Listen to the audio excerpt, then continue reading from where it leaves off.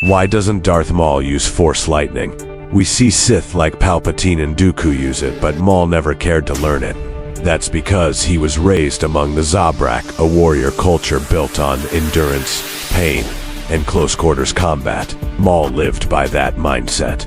He trained to overwhelm enemies with speed, martial arts, and his lightsaber, not long-range force attacks. To him, lightning was a dishonorable shortcut. He wanted to beat opponents face to face, not fry them from a distance.